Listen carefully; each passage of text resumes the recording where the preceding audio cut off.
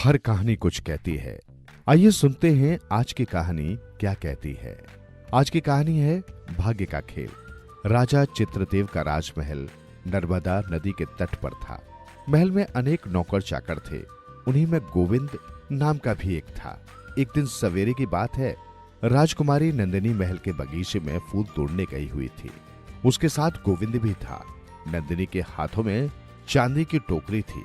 वो तरह तरह के फूल तोड़कर टोकरी में डालती जाती थी। जब टोकरी पूरी भर गई तो वो महल की ओर चल पड़ी।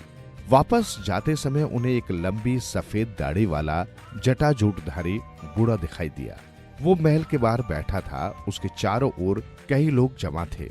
बूढ़ा उनसे बातें कर रहा था। गोविंद, वो बूढ़ा कौन है? नंदिनी ने पूछा। और वहां बैठा क्या कर रहा है?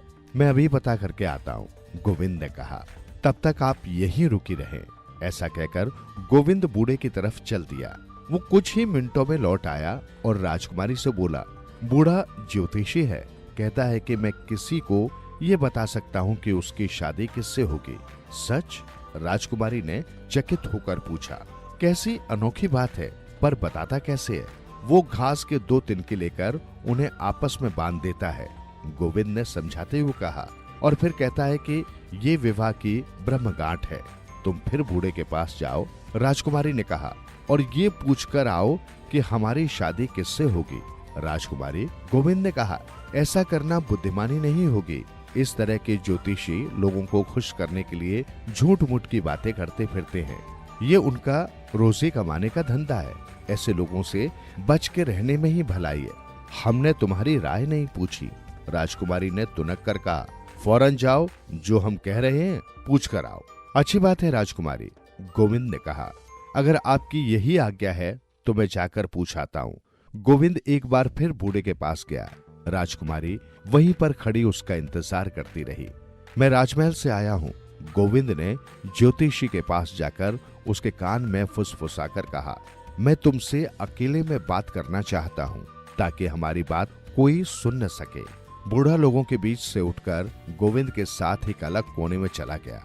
बोला, क्या पूछना चाहते हो? बूढ़े ने गोविंद से कहा। राजकुमारी नंदिनी ये जानना चाहती हैं कि उनकी शादी किससे होगी, गोविंद ने कहा। बूढ़े ने घास के 2 तिनके उठाए और उन्हें बांधकर एक गांठ बनाई। कुछ देर तक वो बड़े ही गौर से गांठ को देखता रहा। फिर गोविंद की ओर देख मुस्कुराने लगा। राजकुमारी नंदिनी की शादी तुमसे होगी, उसने कहा। मुझसे? गोविंद भौचक्का होकर बोला। मैं तो उनका नौकर हूँ, सिर्फ नौकर। तुम्हारी बात गलत है, बिल्कुल गलत। मेरी बात गलत हो ही नहीं सकती, बूढ़े ने कहा। तुम ही उसके होने वाले पति हो। गोविंद धीरे धीरे भारी कदमों से महल की ओर चल दिया। क्या हुआ? नंदिनी ने उसे आते देखते हुए पूछा। ज्योतिषी ने क्या कहा, राजकुमारी? गोविंद ने गंभीर होकर कहा। मैंने आपसे पहले ही कहा था कि ऐसे ज्योतिषी कभी सच नहीं बता सकते। इस ज्योतिषी ने ऐसी बुरी बात बताई है कि मैं आपसे कह ही नहीं सकता। ज्योतिषी ने चाहे जो कहा हो तुम्हें बताना होगा, राजकुमारी ने कहा। मैं बता ही नहीं सकता, गोविंद ने कहा। उसने इतनी बुरी बात कही है कि मैं उसे जबान पर भी नहीं ला सकता। ये मेरा हुक्म है। जो बूढ़े ने कहा है तुम्हें बताना होगा। अच्छी बात है, गोविंद ने जवाब दिया।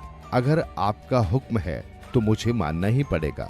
हाँ, मानना पड़ेगा, नंदिनी ने कहा। ज्योतिषी ने कहा है कि आपकी शादी मुझसे होगी, गोविंद ने कहा। क्या बदतमीजी है, नंदिनी उस पर बरस पड़ी। मुझसे ऐसी बातें कहने की तुम्हारी हिम्मत कैसे हुई? गुस्से के मारे राजकुमारी अपना आपा भूल गई। उसने फूलों से भरी चांदी की टोकरी गोविंद के सर पर दे मारी और पैर पटकती महल को चली गई। चांदी की टोकरी गोविंद के माथे से टकराई। उसके माथे पर घाव हो गया और खून बहने लगा। राजकुमारी की इस हरकत पर उसे भी गुस्सा आ गया। आप राजकुमारी होंगी तो होंगी। तेजी से जाती हुई राजकुमारी की ओर देखकर उसने कहा, लेकिन आपको मेरी बेइज्जती करने का कोई हक नहीं। नंदिनी के तोड़े हुए फूल घास पर चारों ओर बिखर गए थे और चांदी की टोकरी एक ओर लुढ़क गई थी। गोविंद ने नीचे झुककर टोकरी उठाई और फाटक से बाहर निकल गया। अब फिर कभी भी इसका मुंह नहीं देखूंगा, उसने घर की ओर जाते जाते मन ही मन सोचा। गोविंद ने तय कर लिया था कि अब राजकुमारी के महल में नौकरी करने की बजाय उसे कहीं दूर देश की यात्रा पर चले जाना चाहिए और वहीं कोई दूसरा काम खोजना चाहिए। दूसरे दिन सवेरे उसने अपना सामान संभाला और विदेश यात्रा पर रवाना हो गया। माथे पर लगी चोट के कारण उसके सिर पर पट्टी बंधी थी। वो कई दिनों तक पैदल चलता रहा। चलते चलते एक बड़े नगर में जा पहुंचा। उस नगर के लोग कोई आनंद उत्सव जैसा मना रहे थे। सभी ने अच्छे से अच्छे कपड़े पहन रखे थे और सभी बड़े खुश नजर आ रहे थे। यहाँ तो बड़ी चहल पहल दिखाई दे रही है। गोविंद ने एक लड़के से कहा, ये सब किस खुशी में हो रहा है? तुम्हें पता नहीं? लड़के ने जवाब में कहा, आज हमारे नए राजा का चुनाव होगा। लड़के की बात सुनकर गोविंद ने इस बारे में सभी कुछ जानने की इच्छा प्रकट की। इस देश के राजा का अभी हाल में ही देहांत हुआ है। लड़के ने उसे बताया, मरने से पहले वे हुक्म दे गए हैं कि अगले राजा का चुनाव एक हाथी करे। आज वो हाथी नया राजा छांटने वाला है। यही वजह है कि इतने राजकुंवर और सरदार नगर में आए हैं। आओ हम भी चलें, खूब तमाशा रहेगा। तब गोविंद भी लड़के के साथ उस स्थान पर गया जहां राजा को छांटने वाले हाथी के इंतजार में ढेरों लोग जमा थे। उस स्थान पर लोगों की अथाह भीड़ इकट्ठी हो गई थी। कई राजकुंवर और सरदार तैयार खड़े थे। उनमें से हर एक ये उम्मीद लगाए हुए था कि हाथी उसी भाग्यवान को छांटेगा। थोड़ी देर में बाजे गाजे और ढोल ताशों की आवाजों के साथ शाही हाथी ने प्रवेश किया। वो बड़े बड़े दांतों वाला शानदार हाथी था और इस खास मौके के लिए बड़ी ही खूबसूरती से सजाया गया था। हाथी की सूंड में एक सुंदर हार था। उसे वो हार अच्छी तरह देखभाल कर उस भाग्यवान को पहनाना था जो देश का भावी राजा बनने वाला है। हाथी धीरे धीरे आगे बढ़ने लगा। उसने हर एक को गौर से देखा, मगर किसी के भी गले से हार डाले बिना आगे बढ़ गया। उसने एक एक कर सभी राजकुमारों और सरदारों को देखा, पर उनमें से किसी को भी राजा नहीं छाटा। अब वो राजकुमारों को छोड़कर उस ओर बढ़ा जिस ओर साधारण जनता खड़ी थी। हाथी असली राजा की खोज कर रहा था। किसी ने आवाज लगाई, जनता में सनसनी सी फैल गई। लोग जोर जोर से आवाजें लगाते और हाथी को पुचकारते हुए अपनी ओर आकर्षित करने की कोशिश करने लगे। हर कोई हाथी के नजदीक जाना चाहता था, उसे थपथपाना चाहता था, मगर हाथी शांति से डग बढ़ाता हुआ चलता रहा। तभी अचानक गोविंद हाथी के सामने पड़ गया। हाथी रुका, थोड़ा नजदीक आया और गौर से गोविंद को देखने लगा। फिर उसने गोविंद के आगे झुककर उसके गले में हार पहना दिया। गोविंद के गले में हार पड़ते ही शंख ध्वनि होने लगी और ढोल नगाड़े बजने लगे। राज्य के मंत्रियों और राज्य कर्मचारियों ने गोविंद के आगे झुककर सम्मान प्रकट किया। गोविंद के आश्चर्य का ठिकाना न था। उसे लगा जैसे वो कोई सपना देख रहा हो। उसे यकीन ही नहीं आ रहा था कि जो कुछ हो रहा है वो सच ही है। इसके बाद गोविंद को उसी हाथी पर बिठाया गया जिसने उसे देश का राजा चुना था। फिर एक शानदार जुलूस के साथ उसे महल की ओर ले जाया गया।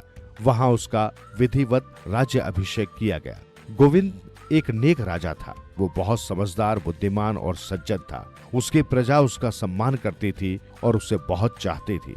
बहुत जल्दी ही एक महान और अच्छे शासक के रूप में उसकी कीर्ति दूर दूर तक फैल गई। गोविंद को राजा बने काफी दिन हो गए थे। अब उसके विवाह का समय भी आ गया था। राजा ने योग्य दुल्हन की खोज से अनेक स्थानों को दूत भेजे। नंदिनी के पिता चित्रदेव ने भी प्रसिद्ध राजा गोविंद के बारे में सुना। उन दिनों वो नंदिनी के लिए योग्य वर की तलाश में था। उसने सोचा कि अगर गोविंद के साथ नंदिनी का विवाह हो जाए तो कितना अच्छा हो। उसने राजा गोविंद के पास विवाह का संदेश भेजा। गोविंद राजी हो गया। नंदिनी और गोविंद की शादी बड़ी धूमधाम से हुई। सभी ने वर और वधू के लिए मंगल कामना की। जब गोविंद नंदिनी को लेकर अपने राज्य में लौटा तो देश भर में खुशियां मनाई गई। लोग अपनी नई रानी को पाकर बहुत प्रसन्न थे। एक दिन नंदिनी ने गोविंद से पूछा, आपके माथे पर ये चोट का निशान कैसा है? इतना बड़ा घाव अवश्य ही किसी लड़ाई के मैदान में लगा होगा। ये निशान?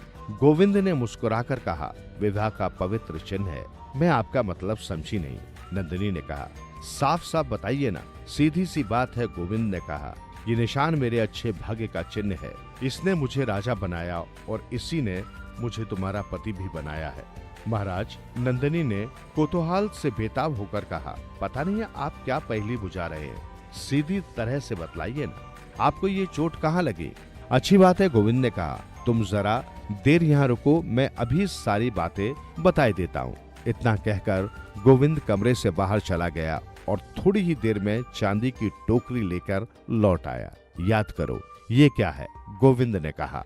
नंदिनी ने टोकरी को ओर देखा। पहले तो वो कुछ उलझन में पड़ गई, फिर उसे एकाएक सब कुछ याद आ गया। वो उसी की टोकरी थी। ओह, उसने कहा, ये टोकरी तो मेरी ही है। उसने गोविंद की ओर गौर से देखा। गोविंद?